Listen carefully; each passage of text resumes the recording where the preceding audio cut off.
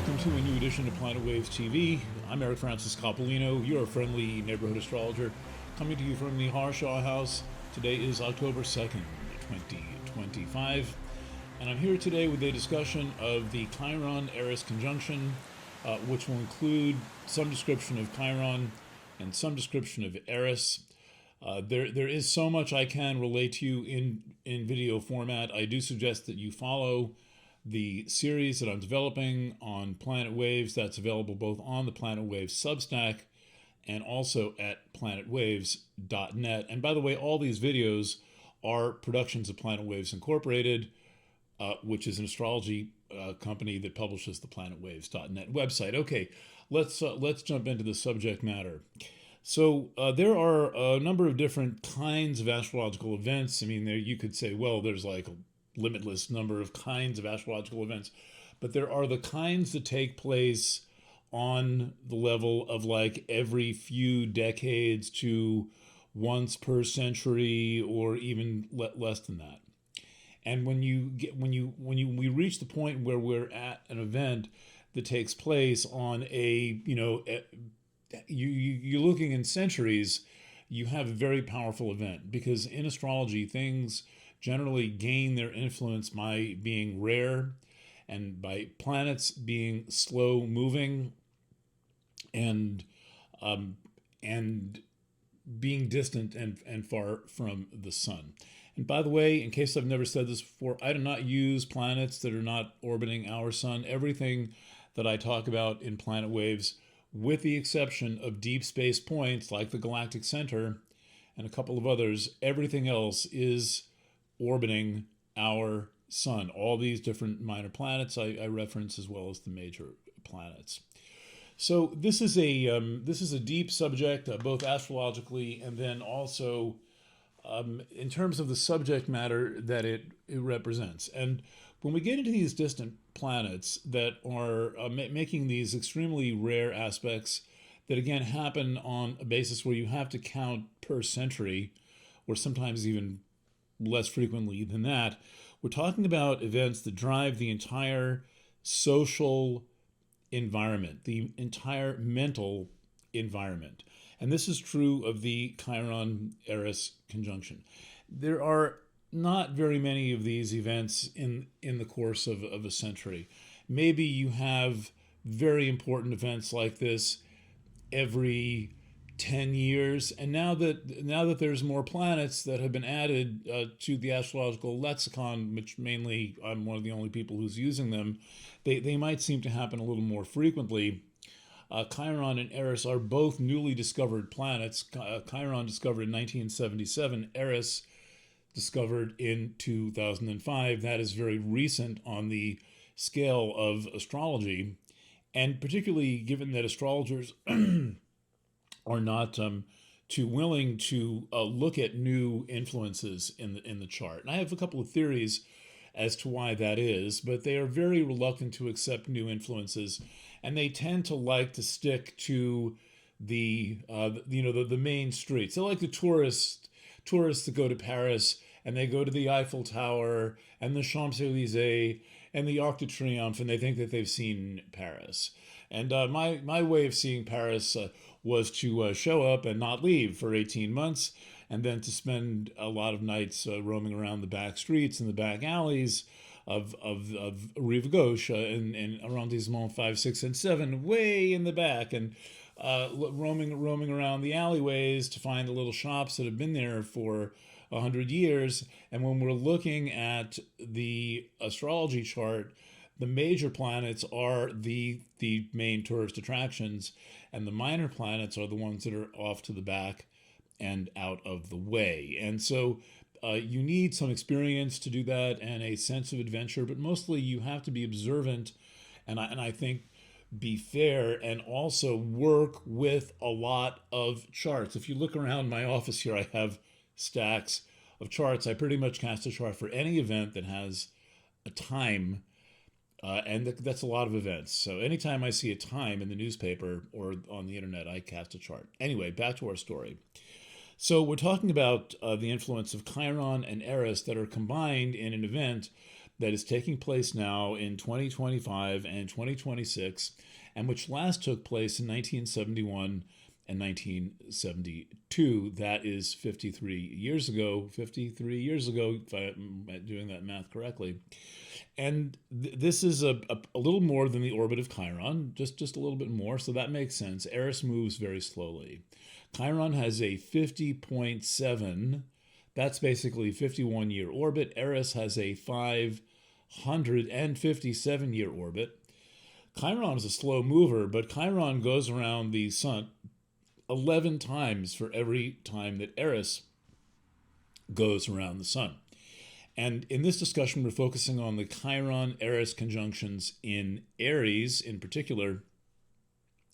And so those come in groups of 2. There's 3 each time because of the retrograde with the Earth going around the sun. So now we're about to have the second of 3 for this group, 25 and 26.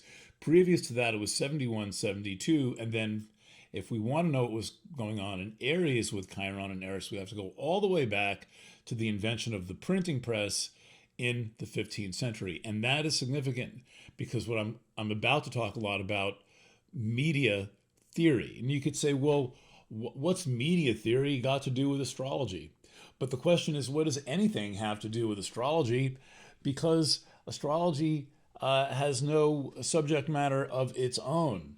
You know, there's only so far you can get with Saturn representing structure and authority figures. Is eventually you've got to say which structure and which authority figures Saturn represents. So in the case of the chart of the World Trade Center, Saturn getting blown up, Saturn in Gemini represents 2 structures. So in the case of Eris, this thing's discovered.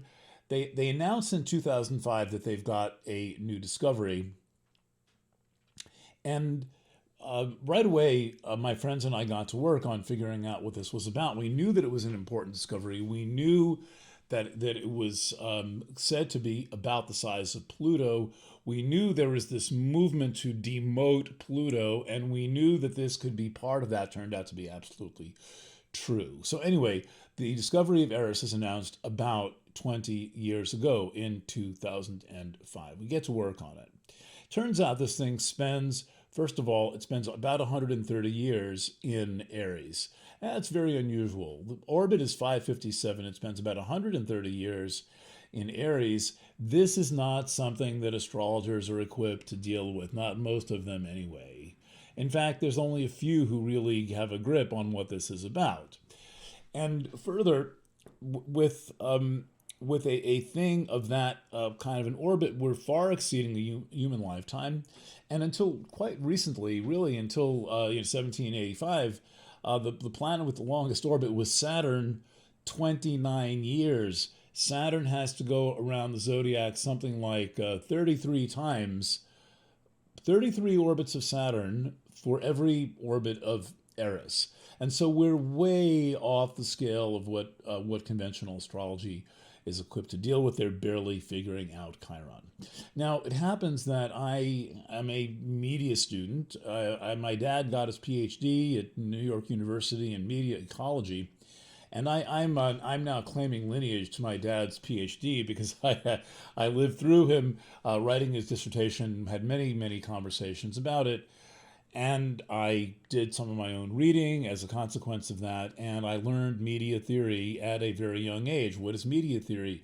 Media theory is looking at the media environment, meaning in our lifetimes, the environment of the internet, and asking what the impact of this environment is on people's psyches, on relationships, on the nature of society, on the general goings on in our society and how things are, and what media theory per Marshall McLuhan, and I should do a whole video about McLuhan. I haven't done one in a long time, but what he said was essentially what he meant by the medium is the message is that the content delivered does not get the effect. I mean, obviously, I'm teaching something here in video format. But that's not the thing that changes the world. What changes the world is that I'm able to do this at all. That I'm able to sit here in my desk, basically in a home studio, and speak to you most notably coming to you at the speed of light. Communication is electrically communicated at the speed of light. And this had a tremendous effect. And so all during the Eris and Pisces era, we're experiencing developments like the telegraph, then the telephone, and the phonograph, and then very early, radio is really, the early radio is very late 19th, very early 20th century. That's Nikola Tesla doing that. But it's really telephone, telegraph, and the phonograph and electricity. Very electric power coming into people's homes. We have still not gotten over the shock of each one of these waves. They're completely unnatural to what human beings have done in their environment, going back however far we're told that the Homo sapiens existed 3 million years ago, and coming out of hunting gathering 20,000 years ago. Who the hell knows, right? But it's only in the last 5 minutes that we have experienced light speed communication. And even something like the printing press completely worked over how we perceive ourselves and think of ourselves and what our concept of what a person is. And then that is developing for thousands of years with scrolls being read by monks and rabbis. And then suddenly there's books coming in the mid to late 15th century. People getting access to books, and all this stuff on scrolls is getting typeset. This completely shifts all of human perception, and this persists until approximately the early 20th century, when radio is turned on, and it unravels all of that progress, all of that learning, and completely shifts the orientation of the human race to a tribal, de-individuated concept of self. And so if we begin at the dawn of the age of radio, around 1922, Eris gets into Aries, that's the dawn of the age of radio, particularly commercial radio. Now, most people don't have radio sets in their homes until really the 1930s, but nonetheless, the medium gets its impact quite early on, and it starts to unravel all of the, let's say, human experience of self that was created by scholarship, that was created by reading books and developing the concept of an internal private self. And this internal private self is very important because it is the thing that is being unraveled now.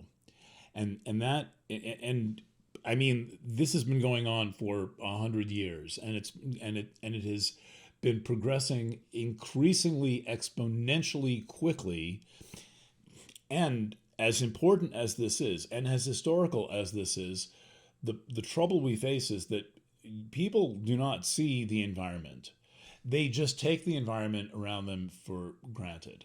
The best example I could give is, first of all, look at all this electricity around me. Now, it's interesting that I have managed to conceal you can see a little piece of the other camera here, but I've managed to conceal the electricity. You can't see the microphones, can't see the lights and all this stuff. But if the power were to go out, everything would be different, everything would stop, and suddenly we would notice the electrical environment. So you don't realize how much you depend upon electricity. You just do it. You dry your hair and you do this, and you turn on your electric teapot, and you charge your phone up, and all your refrigerator's running 24 hours a day, 7 days a week, air conditioning running all the time in the summer. When the power goes out, then you notice electricity. And that is the environment. And so the digital environment has crept up on us. Most young people don't remember a time when there was not a computer on every desk and a phone in everybody's pocket, or if they do, it's kind of a hazy, vague memory. Most people today in their 30s had phones when they were 15 years old. That's kind of crazy. When I was young, rich kids had their own phone number and it was a landline. And that was only rich kids. The entire family usually shared one phone number. And that was it. My family had a couple of phone lines because my mom was in business. She was a sales manager for a company. But most families shared one phone line. And just before that, groups of families, sometimes 5 different families, shared one phone line. This completely erases privacy, among many other things. Okay, so we're in this digital environment, and we don't see what has happened to us and what is happening to us as a result of this. People tend to be lunks. They take it for granted. They're not paying attention. People, maybe you don't, maybe you do, just shovel food down your maw hole, and that's usually the way that we just take the environment for granted. We do not notice the environment. Most people are driving around in their cars, not looking at the scenery. They do not see what's going on. The trip from home to work or wherever you're driving usually fades into non-memory. You don't even remember it. You don't remember it. I once had an assistant who was real rigid. She was a real rigid type of woman. And I said, I was starting to get on my nerves. And I said, how about let's play a little game? On the way to work, notice one thing and tell me what you notice. Could be anything. Funny street sign, a kid riding his bike, wearing a pumpkin on his head, all the kind of things that we normally see. A cop pulling over somebody, giving him a ticket, anything. And she said, I can't do that. I'll get into an accident. Can't notice anything, or I'll get into an accident. So this is really how we live, usually. And so it takes a specialized field of focus to do this thing called notice. And what we do with astrology is we notice. We notice the invisible environment, and we notice context. And so bringing this around to Eris, the trajectory of Eris and Aries is the trajectory of mass communication media. The difference between before and after radio is that before commercial radio was the thing they had on the Titanic and the Marconi radio. Marconi stole it all from Tesla, by the way. Nikola Tesla, not Tesla, the car company. So we begin the era of mass communication, which can also mean mass hypnosis. You have millions of people listening to the radio at the same time. Coming up on Halloween, I will do something somewhere on the War of the Worlds by Orson Welles, a very important test of what radio could do. It was a fictional drama about an invasion from Mars. The show lasts 1 hour, and people believed that the world was being invaded by aliens. And I think that this is in 1938, the experiment of Orson Welles doing a dramatization of H.G. Wells' The War of the Worlds is one of the most important demonstrations of radio. That's in the late 1930s.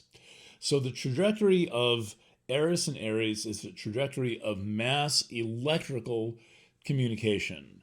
And it goes basically from radio, that is to say, commercial radio, to television, becoming more and more prolific through the 1950s.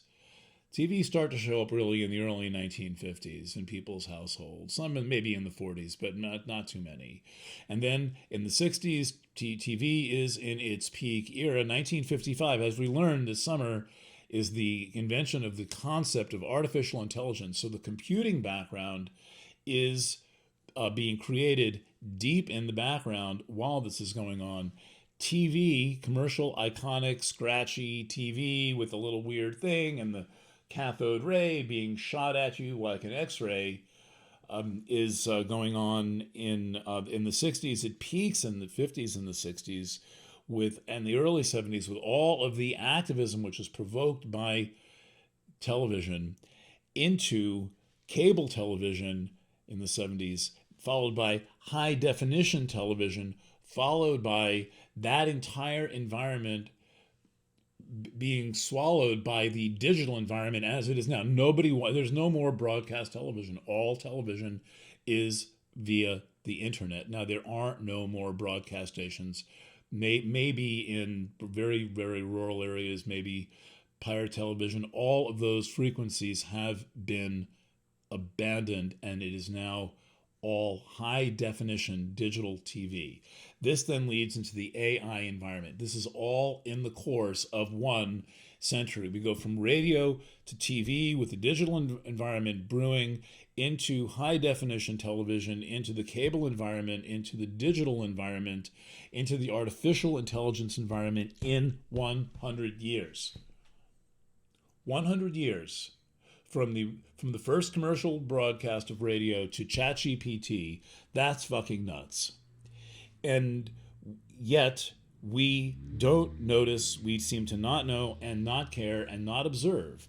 And so now that I've taken 20 minutes of this video explaining what I'm talking about, that story arc of from commercial radio to ChatGPT is Eris in Aries. The effect of Eris and Aries has been chaotic. It has been demolishing of the sense of the private interior self. There is no more privacy under the influence of Eris and Aries, and there are no more individuals. This is why people have to get 2,000 tattoos. They are tattooing their individuality onto the outside of their body where they and everyone else can see it. We don't need that to be an individual, but you do.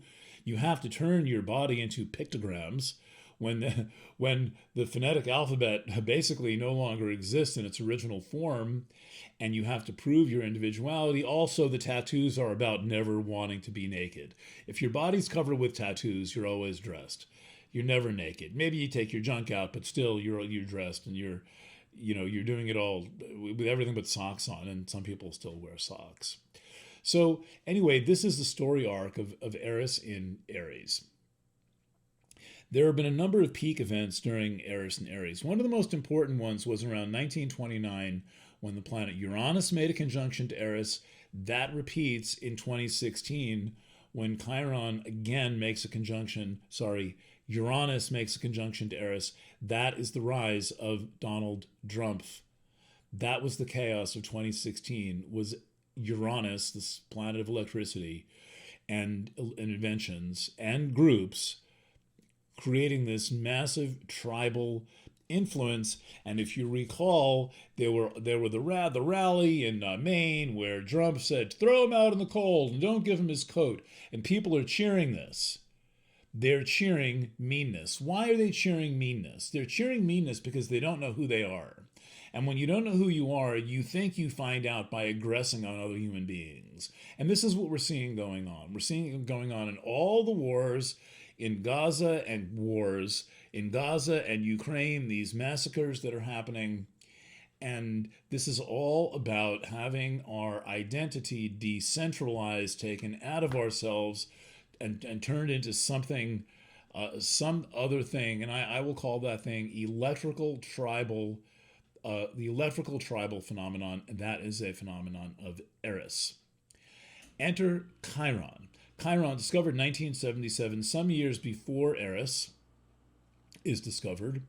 And Chiron is, you might say, Chiron is the exact opposite principle. Now, Chiron has a way of being the exact opposite principle to several planets. You can describe Chiron and Pluto as being opposite principles, conscious versus unconscious. Neptune and Chiron being opposing principles. The wide opening of Neptune and the narrow opening of Chiron. You could describe Chiron and Saturn being opposing principles, Saturn being the structure, Chiron being the gateway into the structure. We could describe Chiron and Uranus being opposing principles, Uranus being wild, uncontrolled, undisciplined energy, Chiron being the grounding point of energy and incredibly disciplined. But in the case of Eris, we have a tribalizing influence of Eris, the de-individuating, chaotic, highly chaotic. We don't realize how chaotic digital life is. It is a complete freaking maelstrom. It is a blender. There is no coherency anywhere except for planet waves. There's no spiritual coherency. There's no linguistic coherency. There's no temporal coherency in the internet. People can flip their views in 2 seconds. Nobody even notices, and nobody even cares. This is a very, very dangerous thing, and it's leading us to live in a way that is groundless. We are living groundlessly. Chiron provides ground centering focus. It provides the ability to distinguish oneself from others. This has always been true of Chiron. It is the distinguishing factor. It is its first keyword given to it by its discoverer, Charles Kowal, was maverick. Maverick was a rancher who refused to brand his cattle because it was too cruel. So his name became synonymous with not doing the thing that everyone else is doing, in his case because it's cruel, and in particular because it's cruel to animals. Okay, so let's take a look at the charts now. Let's ground this in the visual property of astrology, and I want to go back to the Chiron-Eris conjunction. We say it that way because Chiron is the faster moving point, to the Chiron-Eris conjunction of March 19th, 1972. There were two prior in 1971, but this is the third one and the most recent one. And we can see that both planets are direct. Chiron is right here. That's the little key.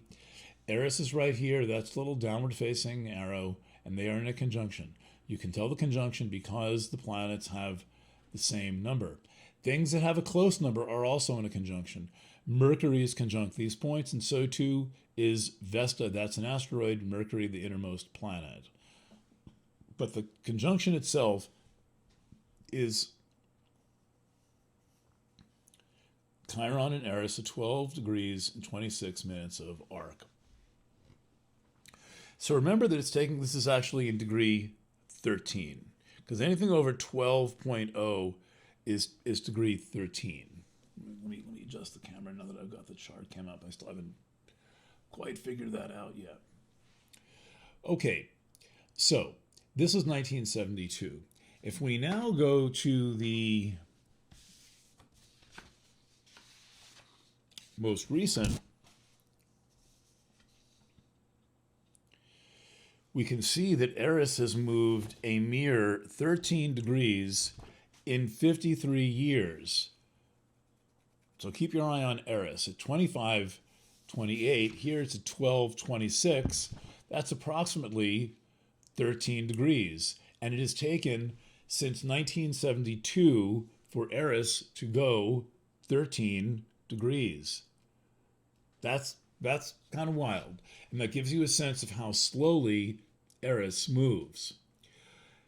And Chiron has gone around the zodiac all the way around and come all the way back and has caught up with it here for the first time since 1972.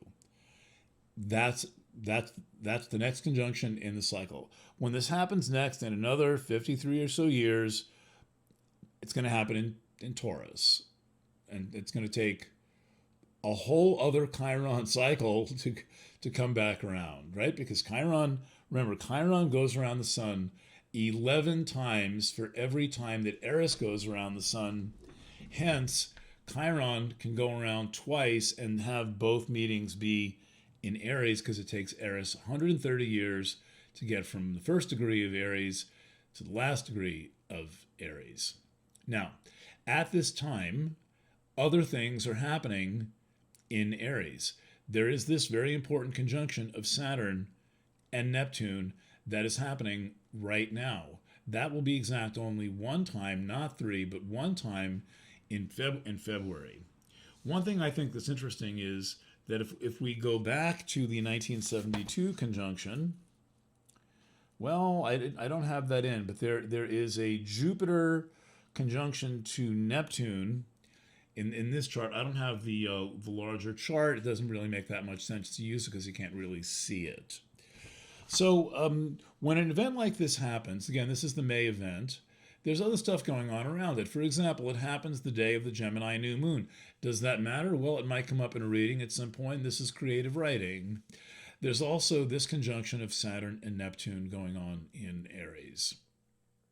That is highly significant, and this is not easy to sort out because we have two rare, this happened last in 89 in Capricorn, two exceedingly rare conjunctions happening in the same sign at the same time. One at the beginning and one toward the end. There's also a point here, this is Ceres, the biggest asteroid. It's one Ceres.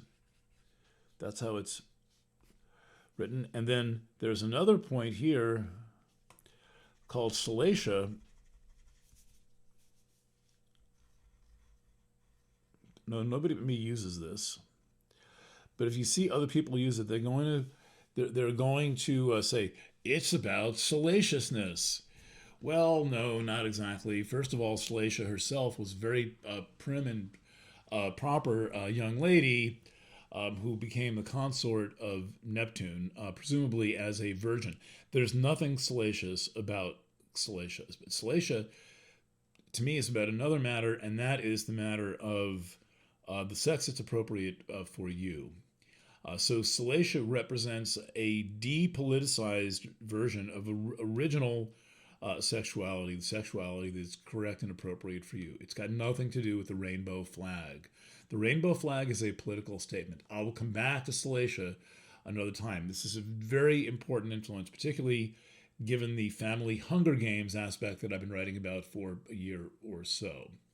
In any event, we have these two conjunctions happening, and the main point that I keep trying to make, and there's so much to lead up to that point that it's kind of hard to make the point and not have it sound like Kellogg's Pop-Tarts, and you just like say, oh, that's cool. Next thing, you need the background here. You need to understand the depth to which Chiron insists that you connect with who you actually are. That is the fundamental healing crisis. The soul wound of Chiron is the quest to connect with your true being. And so when you impose that over the environment that is associated with Eris, which is this tribal, chaotic environment, we have the orderly organizing principle of Chiron meeting the individuating principle of Chiron meeting the chaotic tribal principle of Eris. They are exactly opposite concepts for the purposes of this discussion. One being about blurring out individuality and the individual concept of human, the other being the quest for who you actually are. We are in far deeper territory than so-called individuality.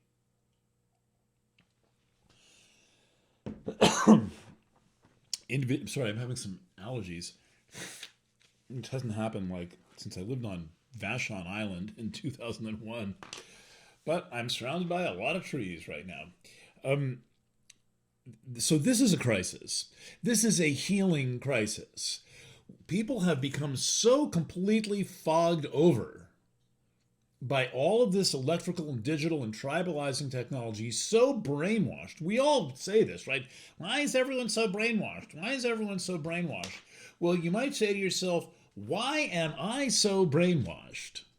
Maybe you can even say, why don't I seem brainwashed? I don't really seem brainwashed. People can say that I'm brainwashed, and somebody will put in the comments, Eric is controlled opposition. Okay, sure. Where's my Bitcoin? But why do you say people are brainwashed? Why do you say everyone acts like a sheep? Well, I'll tell you why. My evidence is people flocking,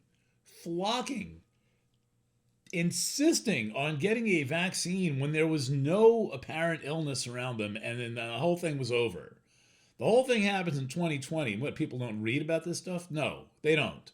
And everyone's getting the shot in 2021. Now, everything's coming out about the dangers of the shot 4 years later. It's breaking the surface of the mainstream media. That's an example of a hypnotized tribal group. And Chiron is saying, pay attention, get out of this. But it's difficult. It's difficult to wake up. It's difficult to pay attention in a world where you're being constantly bombarded with one freaking drama after the next. Look at this Charlie Squibb situation. That it hypnotized millions of people. All the people who thought they weren't hypnotized by the Convid scam suddenly found themselves hypnotized by Charlie Squibb, and they're flocking into stadiums and going to memorials and watching this and flying the flags at half-staff. Flags at half-staff. The post office flag where I live, every flag at half-staff for a fucking blogger? Give me a break. That is completely ridiculous. Air Force honors? Who was this person? Even if they actually were killed. Which, tune into Planet Waves FM tomorrow night. I'm going to explain to you why that is basically not supported by any evidence whatsoever. That is mass media tribal hypnosis. And Chiron is saying we have got to wake up from this or we're going down the frickin' drain. Here's the October 8th iteration of this. This one was May 26th, and here's October 8th. Notice they are in the same degree. Eris does not go anywhere. This is at 25-28. This is at 25-16. They're right in the same place, happening right in the same degree of the zodiac. And while we're here, well, I'm not going to look up that degree. I'll put it in the I'll put a little note in the article tonight. I don't want to get up from what I'm doing here. Notice that Neptune is still on the Aries point. This is very important. This is facilitating the deluge of propaganda by way of all this Eris technology. We are being drowned in propaganda. I've been in the news business a long time. I started really seriously at age 19, and I had a long warm-up to it. Now, the news has always had a sense of like, you got to check if it's true. You got to do a little fact-checking. You got to redo the story. That's right. That's what, you read the piece in one newspaper, and then as a journalist, my first big story was the rehabilitation of Love Canal. I read the piece in the Buffalo News. I completely redid the story, came up with a major investigative feature out of an article like this big in the Buffalo News. Now you check anything, you find out that it's basically either propaganda or you cannot verify one way or the other what the living hell it is. So we are being flooded. The zone is being flooded 24/7. You got on one day, Pete Hegseth and Donald Trump fly 800 of the top military brass in the United States and lecture them about how the streets of American cities are going to be their training ground. They're going to turn the streets of the United States into a war zone. By midnight, everyone's forgotten that because the federal government shuts down, and all those generals that were in that room are not getting paid. They probably flew them out that day so they can fly them back so that they could, whatever. It's the military. It's going to function anyway. And by the way, all the senators and congressmen who shut down the United States government and all of their staff members and all the members of the executive branch all continue to get paid while all other federal workers do not get paid. I mean, that is some serious propaganda. All right, one last thing to cover. Where is this all going? Get ready. This is the third iteration of Chiron Conjunct Eris. This is now at 24:59 at the end of the Eris retrograde. But look at this concentration. This is on March 19th, 2026. It just happens that the last time in the 70s this happened was also on March 19th. This is a total synchronicity. There is absolutely no way that planets dozens or hundreds of times the distance of the Earth and the Sun could possibly be on any schedule that would allow them to form a conjunction the same day. These planets are so far away that there's not very many programmers who actually can figure out where they actually are and have it conform with other investigations. And so we're talking things that are way, way, way, way out in the solar system. Anyway, March 19th, right before the solstice, the Aries equinox, the vernal spring equinox. And we've got Saturn and Neptune still in their conjunction. It is now separating. Saturn will never go back. It was conjunct. It was conjunct in February. It will never go back in degree 1. It'll never go back. It'll keep going. And the moon is here as well. Venus is right in the mix. Notably, Venus right in the mix last time. So there's a lot of, Venus right in the, Mercury was in the mix. Venus was in the mix in May. Here's Venus. Venus not in the mix in October, but Venus back in the mix in March of 2026. Look at this conjunction. Every planet except Pluto, Jupiter, and Uranus is packed into this locomotive pattern. This is a grand conjunction. It occupies most of 2 signs, from the beginning of Pisces out to the end of Aries. Let's make sure we put Salacia in for good measure at about 11 degrees. That's going to be square Pholus. Salacia's right there. There's other points in this pattern. This is something big. This is something huge. I don't know what. But because of the tension between the go to sleep, be hypnotized, be lulled to sleep by the digital environment, don't notice anything, believe anything you're told, believe the next newest conspiracy theory. We're tracking Charlie Squibb conspiracy theories. It's one crock of bullshit piled onto the next crock of bullshit, and it's all steaming and reeking, and none of it's true. Well, there's just going to be a new one every 5 minutes to delude you, to keep you distracted, to keep you polarized. And by the way, in tonight's article, the Thursday article on Planet Waves, I talk about 9 or 10 different states of mind associated with Eris, that Chiron is trying to wake us up from. Various shades of polarization and the refusal to acknowledge the existence of sex and all the gender dysphoria that's going on, and the despondency and the ADD, lack of executive function, all very, very serious problems. And this all seems to come to a peak in very late winter, Northern Hemisphere winter, in 2026. So we're heading for that. Right now, this is really the next major stop. That is pretty much what I have to say. All right, thank you. If you've been watching this long, please pay a visit to the Astrology Boutique. The link is right below the YouTube, and we'll link it also from any Substack page that goes out. Astrology.boutique. Planet Waves is a business. There's a lot of people, volunteer and paid and professional staff like bookkeeper, accountant, admin, technical people, several of them. A new website in development, by the way. I don't have an exact date on when that's going to be published. You never know. And the company's taken a while to pull it all together, but it is moving. We spent the summer designing it, but we make our money selling readings. And I have a fantastic reading for you. They're cheap. They're good. They're very inexpensive. For the cost of less than like a copay on a therapy session, you can have 12 of my readings. And this product is called Easy Does It. Also, we'll soon be dropping an announcement for the 2026 annual edition called Inner Light. 2026 annual, that's my one written reading per year. That will be coming out in late December or early January. And keep an eye out for that. I want to thank my subscribers also. And yeah, please do that YouTube thing. We're not seeming to get past 5,000 subscribers, no matter how many clicks I get on these videos.